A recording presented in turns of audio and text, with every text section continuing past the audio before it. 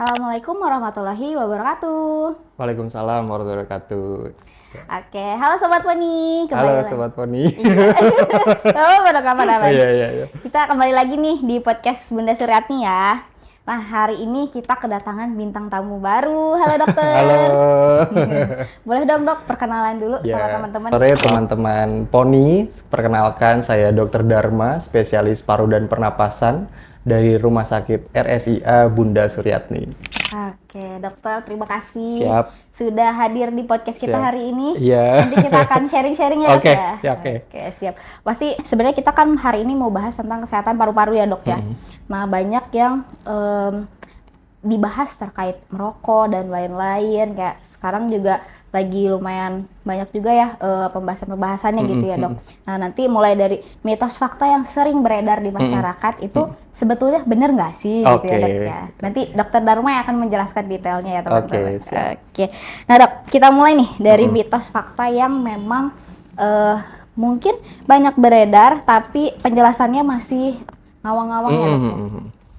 Salah satunya nih dok, batuk lama lebih dari 2 minggu, itu pasti TBC, mitos atau fakta? Batuk lama lebih dari 2 minggu, apakah pasti TBC? Itu mitos. Mitos, oke. Scene pertama udah mitos nih teman-teman. Kayaknya mitos semua ya. Mitos semua. Nah, gimana sih dok penjelasannya? Jadi memang sederhananya kalau batuk lama lebih dari 2 minggu itu sudah termasuk ke dalam batuk kronis ya. Betul. Artinya sudah lama, sudah lebih dari 2 minggu batuk kronis. Memang yang beredar di masyarakat atau pada umumnya itu bisa disebabkan salah satu penyakit infeksi yang salah satu terbesar. Indonesia itu salah satu penyumbang terbesar di dunia itu adalah infeksi TB, tuberkulosis yang disebabkan oleh Mycobacterium tuberculosis. Manifestasinya memang itu paling umum adalah batuk kronis, yaitu batuk selama lebih dari 2 minggu. Walaupun nanti setelah dalam perjalanannya keluhan itu diikuti dengan keluhan lainnya, seperti penurunan berat badan, penurunan nafsu makan, bisa sesak napas, bisa batuknya disertai darah, atau juga keringat malam. Tapi apakah itu adalah pasti TBC? Tentu saja tidak. Jadi batuk selama 2 minggu itu kita masih memiliki diferensial diagnosis atau kemungkinan penyebab lain. Yang paling umum adalah selain TBC, jika batuk lebih dari 2 minggu bisa saja dia merupakan sakit alergi. Jadi alergi salah satunya mungkin alergi asma. Asma juga memiliki salah satu varian selain yang diketahui adalah sesak, bisa bermanifestasi sebagai batuk juga. Gitu. Nah, yang sering kita tahu kalau orang udah ngap, wah pasti asma nih, langsung kayak gitu ya dok? Ya, padahal belum tentu. Ya, itu hanya satu gejala dari hal-hal lainnya. Betul. Nah, selain tadi misalnya salah satunya alergi, bisa juga misalnya dia adalah mantan perokok. Mantan perokok, misalnya dia perokok berat atau mantan perokok, atau juga selain perokok aktif, bisa juga dia perokok pasif. Misalnya di keluarganya ada yang merokok, atau misalnya di salah satu tempat kerjanya atau dia kesehariannya terpapar polusi atau zat-zat yang dalam tanda kutip adalah karsinogenik. Maka batuk lebih dari 2 minggu bisa juga kita curigai suatu kanker paru atau tumor paru. Jadi kalau pertanyaannya pasti TBC, jawabannya mitos. Karena bisa disebabkan yang lain juga. Iya, malah bisa ke efek yang lebih parah ya dok, kanker atau tumor gitu. Iya, bisa. Jadi nah dok, menarik tadi dari yang dokter bilang ada mantan perokok. Nah, kalau orang yang sudah berhenti merokok, artinya paru-parunya langsung bersih. Itu mitos atau fakta dok? Itu juga mitos. Jadi kalau mantan perokok, pertama kita harus mengetahui juga seberapa sering atau intensitas dia perokok. Jadi perokok itu bisa diklasifikasikan, salah satunya menggunakan indeks Bregman. Itu kita bisa mengklasifikasikan apakah dia perokok ringan, sedang, atau berat. Itu dihitung dari intensitas jumlah rokok yang dia hisap dalam akumulasi 1 tahun. Oh, dalam 1 itu tahun. nanti kita bisa klasifikasikan lagi. Nah, terus apakah jika seseorang perokok yang sudah berhenti, apakah parunya langsung bersih? Nah, jahatnya rokok itu, ketika kita sudah merokok dan sudah habis nih rokoknya, ternyata zat-zat ataupun hal-hal yang bersifat membahayakan saluran pernafasan dan paru itu dia masih terdisposisi atau masih mengendap. Gitu. Bisa aja misalnya merokoknya dari SMP atau misalnya merokoknya baru usia 30 tahun. Belum tentu dia nanti ketika usia 50 atau ke usia 60 tidak ada manifestasi sakitnya, bisa saja nanti ketika usia tua dia baru timbul si kanker parunya itu atau si tumor parunya itu. Jadi apakah langsung bersih? Tidak. Terus gimana dok? Misalnya kalau saya sudah mantan perokok, saya sudah berhenti merokok, terus saya mau parunya bersih. Nah, salah satu caranya ya mungkin bisa menjaga pola hidup yang sehat sama aktivitas fisik, misalnya olahraga dan sebagainya. Meskipun nanti ke depannya memang tetap disarankan untuk dilakukan screening ataupun medical check up berkala karena salah satu faktor risikonya sudah dijalani yaitu perokok tadi gitu. Nah, Dok, kalau misalkan karena kan masih ada yang suka ngerokok, ganti deh ke vape. Nah, sebenarnya vape itu lebih aman dari rokok atau enggak sih, Dok? Mitos atau fakta tuh, Dok? Mitos lagi. Mitos lagi. Memang dulu ketika awal mulai vape itu muncul atau kita secara garis besarnya kita sebutnya rokok elektrik atau e-cigarette. Memang salah satu propagandanya ataupun salah satu isunya dia bisa menggantikan rokok konvensional atau rokok tembakau. Namun seiring perjalanan waktu ternyata vape atau rokok elektrik itu tidak terbukti lebih baik. Artinya ada juga manifestasi atau sudah timbul gangguan atau kelainan paru akibat vape atau rokok elektrik. Ya, itu sudah ada laporan kasusnya, sudah dipublikasikan. Dan juga sudah ada terminologinya itu vape atau e-cigarette lung injury. Jadi itu juga sudah ada. Jadi memang sunatullahnya, kodratnya adalah kita itu tidak merokok, walaupun dia tembakau ataupun walaupun dia elektrik, dan juga menjaga saluran napas untuk tidak terpajan polutan seperti itu. Apalagi kalau sekarang lagi isunya lagi besar ya. Kalau di sekitaran Jabodetabek tuh polusinya lagi nggak bagus nih, udaranya lagi nggak bagus karena polusi dan sebagainya. Maka untuk menjaga saluran nafas, salah satu pencegahan yang paling sederhana kita kalau di area outdoor di luar itu kita menggunakan masker. Gitu. Jadi mencegah juga ya, Dok ya, mencegah, jaga diri pakai masker apalagi kalau di luar gitu ya, Dok ya. Nah, Dok, maksudnya kan ketika orang-orang merokok, misalnya kita polusi harus pakai masker ya, Dok ya, di luar. Tapi ketika di rumah atau di tempat-tempat tongkrongan kayak gitu ya, Dok, atau di tempat makan, misalnya kita selalu aja ada terkena polusi dari yang lain ya, Dok, dari yang perokok yang lain. Nah, sebagai kita nih yang nggak merokok, sebetulnya paru-paru kita tuh sehat atau enggak sih, Dok? Ya, jadi memang paru-paru atau saluran nafas itu paling mudah terpajan. Misalnya kalau kulit, kaki dan sebagainya kita bisa melindungi pakai sepatu, ya kan? Kita bisa pakai kemeja dan sebagainya, pakai celana dan sebagainya. Tapi kalau saluran nafas nih dia paling terekspos nih. Ya, karena kita nggak sadar, kita setiap hari menghirup udara dan sebagainya, kita lebih terekspos sehingga lebih mudah untuk terpajan. Jadi salah satu siasatnya itu tadi menggunakan masker. Terus apakah pasti paru kita sehat? Ya tentu saja. Kalau kita terpajannya asap rokok, jadi asap rokok itu kita bisa diklasifikasikan sebagai perokok pasif. Dan perokok pasif itu berdasarkan risetnya sama berbahayanya, sama-sama dengan perokok aktif. Seperti itu. Tapi mau bagaimanapun tubuh kita juga didesain nih, sudah diciptakan bahwa ada perlindungannya. Salah satunya misalnya ada rambut-rambut atau bulu hidung, ada rambut-rambut juga di saluran napas. Itu tujuannya untuk melindungi saluran napas kita, paru kita dari pajanan polutan yang tidak kita inginkan. Nah, tapi kalau kita merokok, si proteksinya itu dirusak sama rokok. Gitu. Jadi merokok itu justru menurunkan pertahanan saluran napas kita gitu. Jadi akhirnya karena rokok kita bisa lebih mudah sakit dan sebagainya gitu, terutama di saluran napas. Iya, betul. Oke, siap, Dok. Terima kasih. Nah, tapi ada juga yang bilang kalau misalnya perokok pasif juga sama nih kayak perokok aktif, ya mending gue ngerokok. Nah, itu sebenarnya statementnya benar atau enggak sih, Dok? Ya, tetap saja. Walaupun kita katakan bahwa perokok pasif itu sama-sama berbahayanya dengan perokok aktif, tapi tetap saja perokok aktif secara presentasi lebih besar. Ya. Nah, justru malah kalau kita merokok aktif, selain kita menciderai diri kita sendiri, juga menciderai sekitar. Jadi daripada pilihannya seperti itu, bagaimana kalau kita sama-sama tidak merokok? Iya. Lebih sehat. Lebih baik gitu. Betul. Nah dok, kembali ke yang tadi yang dokter sempat jelaskan gejala-gejala TBC ya dok ya.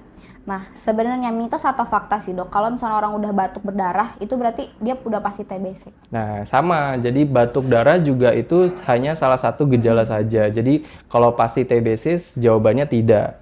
Karena bisa saja penyakit di luar paru ataupun penyakit di dalam paru yang lain seperti kanker paru juga bisa bermanifestasi sebagai batuk darah. Yang banyak mitosnya juga adalah TBC itu sakitnya keturunan ya dok ya. Nah, kok ini orang tuanya sakit, terus anaknya juga sakit, oh berarti ini sakitnya keturunan.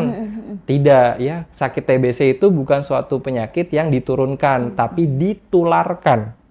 Jadi, kalau orang tuanya atau di sekitar rumahnya atau yang tinggal dalam serumah ada yang sakit TBC, tidak menutup kemungkinan yang serumah juga tertular. Maka ketika kita menemukan salah satu anggota keluarga atau pasien itu terdiagnosis TBC, maka yang kontak dengan pasien tersebut juga baiknya diperiksa supaya bisa sama-sama diobati. Kalau enggak, nanti ya muter lagi. Orang tuanya sembuh, anaknya kena. Nanti akhirnya muter, akhirnya tidak terputus infeksinya. Gitu. Kalau untuk pengobatan TBC itu berapa lama sih dok, dan apakah ada prosedur khususnya gitu selama pengobatan dok? Oke. Jadi kalau pengobatan TBC itu untungnya secara program nasional sudah didukung. Jadi sebenarnya tidak ada alasan untuk tidak berobat jika memang sudah terdiagnosis oleh dokter.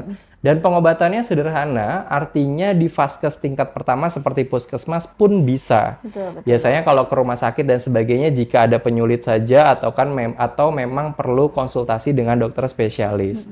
Nah, terus pengobatannya berapa lama? Pengobatan TBC sendiri itu terbagi dua. Jadi tergantung dari kumannya, apakah dia kuman yang kebal obat atau kuman yang tidak kebal obat.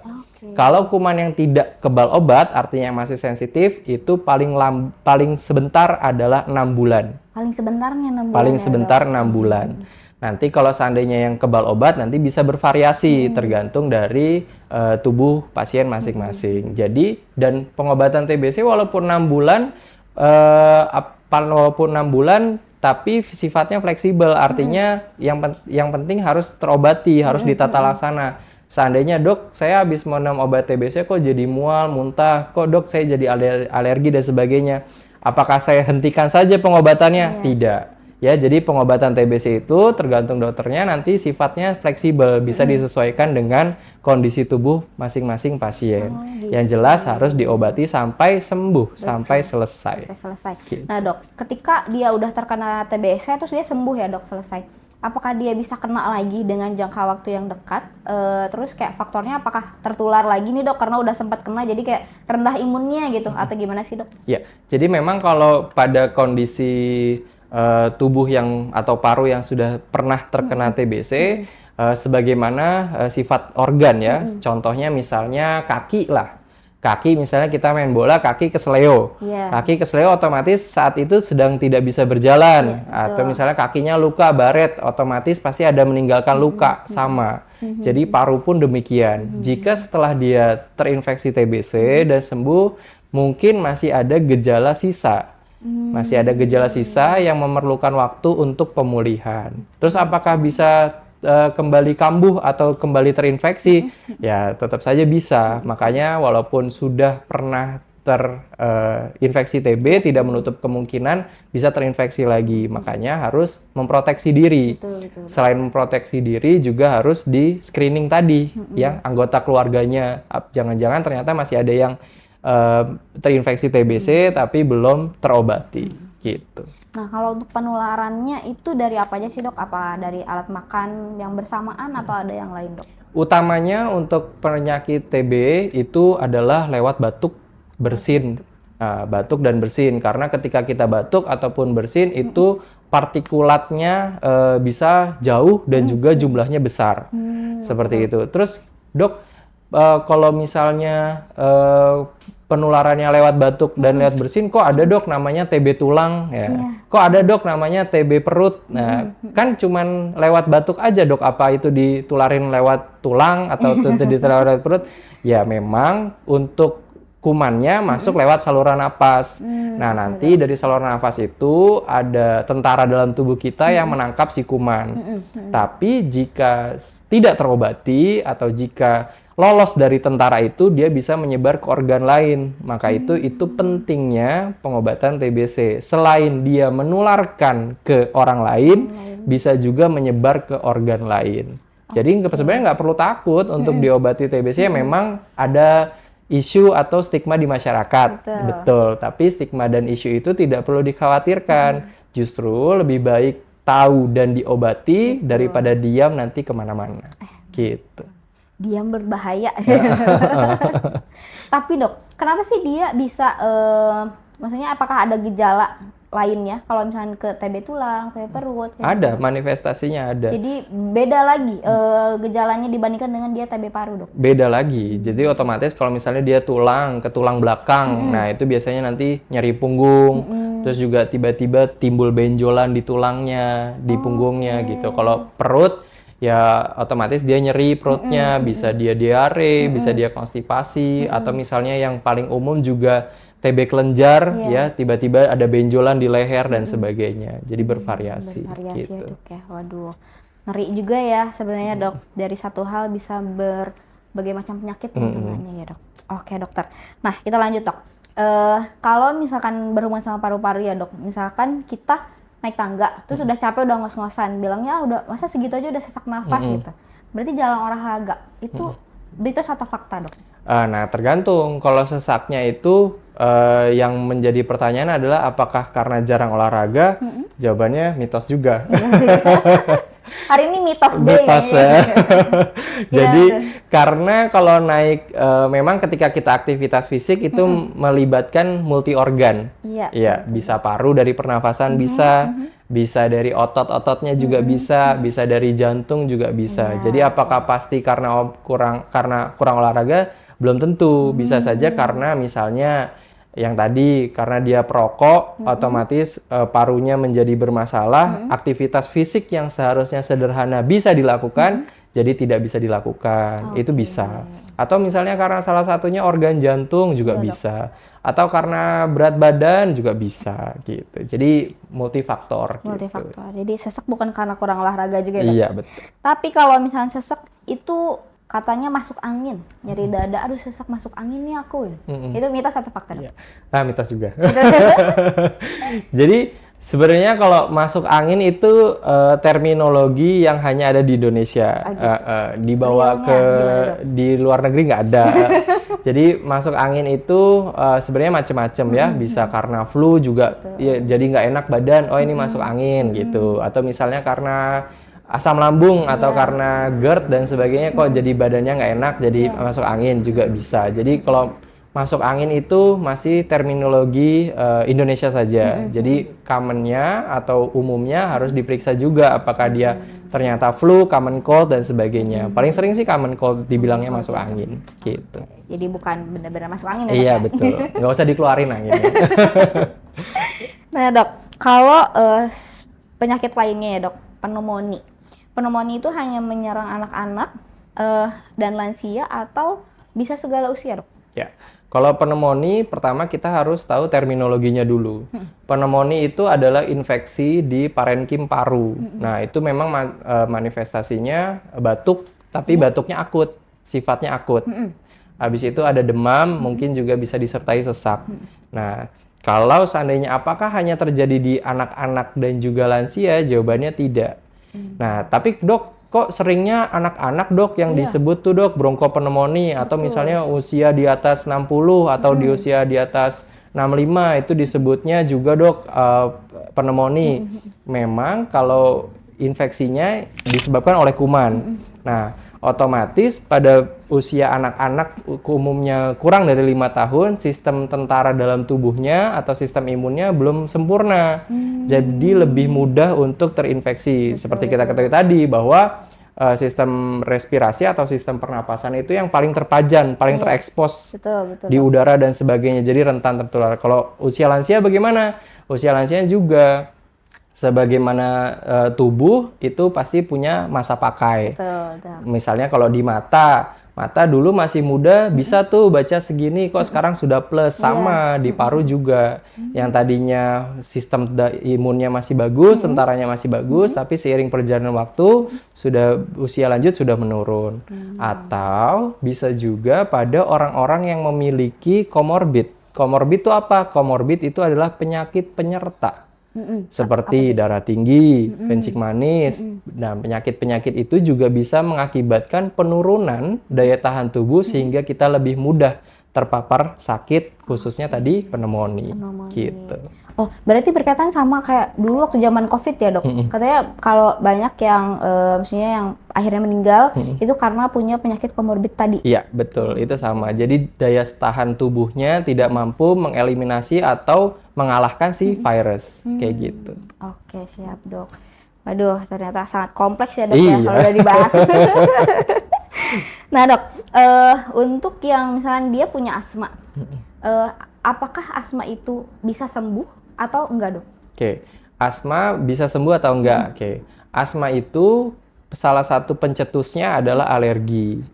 Alergi. Jadi pengobatan utama asma adalah hindari alergi atau hindari pajanan. Nah, itu pengobatan utamanya. Nah, terus bisa nggak, Dok, kalau asma itu bisa sembuh dan sebagainya? Nah, kalau di kedokteran, asma itu terminologinya adalah terkontrol.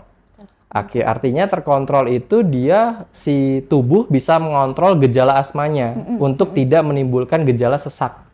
Sehingga bisa beraktivitas baik, bisa beraktivitas normal. Banyak kok ternyata atlet-atlet itu ternyata dia punya asma.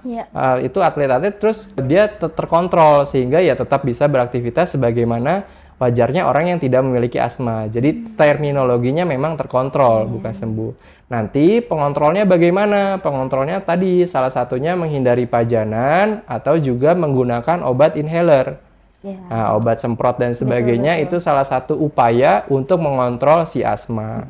Nah, terus kalau seandainya udah nih, Dok, saya udah nggak pakai inhaler, nggak sesek dan sebagainya, ya tetap saja baiknya memang tetap kontrol ke dokternya supaya bisa mengetahui apakah ini masih membutuhkan inhaler atau tidak. Karena nanti kalau ternyata kambuh, asmanya ternyata sesek dan sebagainya kan malah tidak bisa beraktivitas gitu. Nah, Dok, kalau misalkan kan itu dilihat dari alergi ya. Sebetulnya kalau kontrol ke dokter itu alerginya bisa diketahui dari apa nggak, Dok? Atau bisa. Cukup membaca dari kebiasaan pasien? Bisa. Jadi paling mudah adalah ya kita melakukan anamnesis atau melakukan wawancara. Kira-kira apa-apa aja atau hal kapan saja yang si asma itu atau sesak itu kambuh atau bermanifestasi. Kalau seandainya mau dilakukan pemeriksaan secara objektif, bisa juga dengan pemeriksaan penunjang. Nanti dilakukan tes pada kulit atau misalnya tes alergi dan sebagainya untuk mengetahui kira-kira alergen mana atau hal-hal apa yang mengakibatkan alergi itu juga bisa. Tapi itu bisa nanti lebih lanjut lagi, lebih advance lagi. Oke, Dok. Nah, dari beberapa penyakit yang kita udah sebutkan tadi ya, Dok, ada satu lagi mitos fakta. Apakah ronsen itu bisa melihat semua penyakit tadi secara langsung? Mitos atau fakta? Mitos lagi. Mitos lagi. Kalau terminologinya semua itu tidak bisa. Kalau semua tidak bisa. Tapi apakah sebagai langkah awal untuk mengetahui penyakit itu semua, baru itu fakta. Baru itu benar. Ronsen untuk screening awal itu berarti screening awal. Itu untuk langkah awal untuk mengetahui apakah ada kelainan atau salah satu mendukung penyakit yang ada di paru, itu bisa. Makanya ronsen itu menjadi tools atau alat paling sederhana atau yang paling sering digunakan pada medical check up juga. Kayak gitu. Jadi sebenarnya medical check up tuh cukup buat bisa ngecek deteksi penyakit yang ada di paru ya, Dok ya? Ronsen disarankan. Nah, Dok, kalau misalkan dari setelah, kadang orang juga nggak ada keluhan ya, Dok ya. Tapi setelah dia MCU terus terdeteksi. Nah, banyaknya apa sih, Dok, penyakit yang ditemukan tapi baru terdeteksi gitu? Oke, kalau misalnya terdeteksi tapi belum menimbulkan gejala, biasanya ya TB bisa, tapi sangat jarang. Biasanya sudah bermanifestasi. TB bisa. Kalau pneumonia juga biasanya sudah ada manifestasi akutnya. Yang paling jarang itu adalah tumor paru. Tumor paru. Tumor paru biasanya ketika dia ukurannya masih kecil atau masih belum ada penyebaran dan sebagainya, biasanya itu dia tidak menimbulkan gejala yang khas. Tapi nanti begitu setelah besar, menutup ataupun juga mempengaruhi fungsi si parunya baru bermanifestasi. Biasanya itu nanti sudah ukurannya atau stadiumnya sudah stadium lanjut gitu. Oke, kalau udah stadium lanjut gitu masih bisa diobatin nggak, Dok? Oke, kalau stadium lanjut apakah masih bisa diobati atau tidak, itu tergantung dari stadiumnya. Nah, ketika dia sudah stadium akhir, maka kita tidak menyebut sebagai pengobatan. Tapi kita menyebutnya sebagai upaya paliatif atau membuat si tumor parunya itu tidak menjadi lebih besar atau juga kita menjaga kenyamanan pada pasien. Artinya pasiennya tidak makin sesak, tidak makin sakit, tidak masih bisa beraktivitas dan sebagainya. Jadi tidak terminologi sembuh itu tidak. Kalau seandainya penyakitnya adalah sakit infeksi seperti TB, pneumonia, maka kita bisa menggunakan terminologi sembuh gitu. Oke, nah Dok, berarti kalau misalkan TB kayak gitu kan masih bisa ada sembuh ya Dok ya?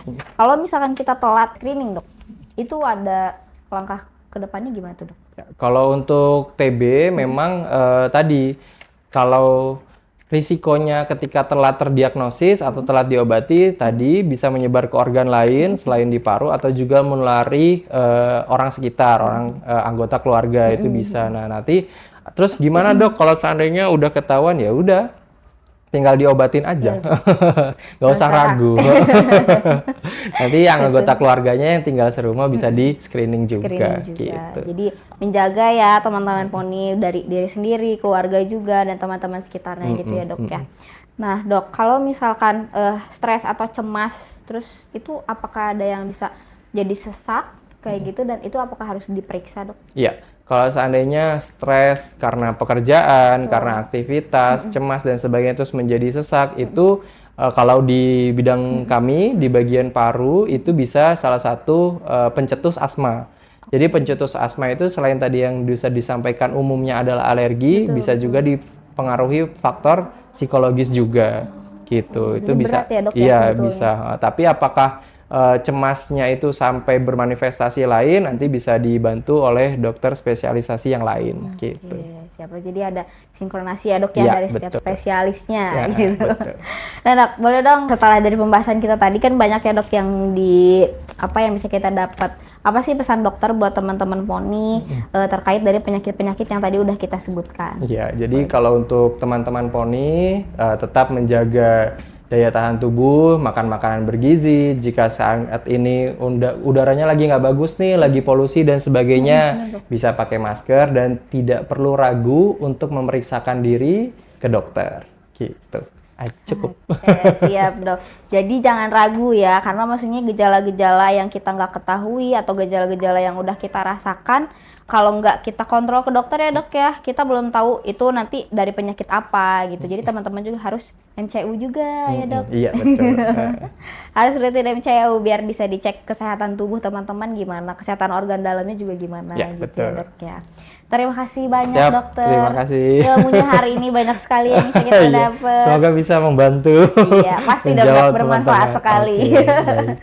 Nah, teman-teman poni, kalau misalnya teman-teman poni ada keluhan batuk lama atau misalnya memang batuk berdarah, demam ataupun sesak dan lain-lainnya yang memang berkaitan nih dengan penyakit paru-paru dan lainnya, teman-teman bisa kontrol ke RSCA Bunda Suryatni, nanti ketemu dengan dokter spesialis paru kita sama dokter Dharma ya Dok ya. Siap.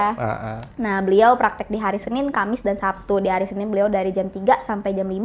Kalau di Kamis dan Sabtu beliau dari jam 4 sampai jam 6 gitu ya Dok. Oke, siap. Terima Nanti kasih. ketemu sama teman-teman poni Dok ya. Silakan. Sampai ketemu di Poli nanti. Iya. Terima kasih banyak ya Dok, kita tutup podcast hari ini. Terima kasih. Terima kasih banyak ya Dok. Kita pamit sama sahabat poni. Bye-bye. Bye-bye. Ketemu lagi di podcast Bunda Suryatni. Kui dengerin asiknya podcast Bunda Suryatni. Oke.